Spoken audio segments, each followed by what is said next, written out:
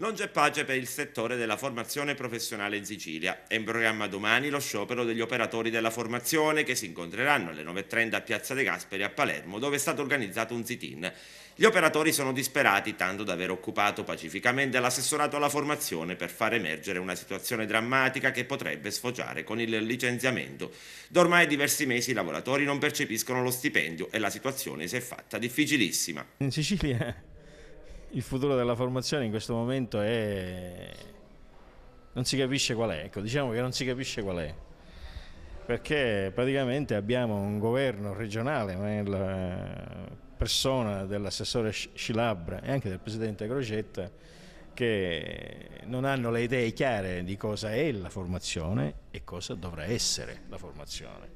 Noi abbiamo l'avviso 20, che è un avviso che per 3 anni dovrebbe garantire i lavoratori, quindi questa è la seconda annualità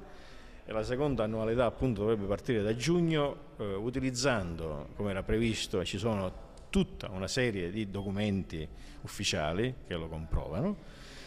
che dovrebbe partire da giugno utilizzando i soldi del piano Barca, 282 milioni di euro.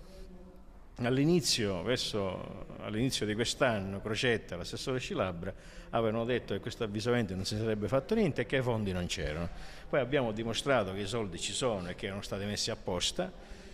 e a questo punto loro hanno detto che questo avviso non era buono, non era un avviso che poteva di fatto essere, diciamo, sostenere la formazione in Sicilia, però rispetto alla bocciatura di questo avviso 20 non aveva e non hanno nessun progetto credibile e chiaro. Non è possibile che ogni anno si parli di riforma, che ogni anno si parli di cassa integrazione, che ogni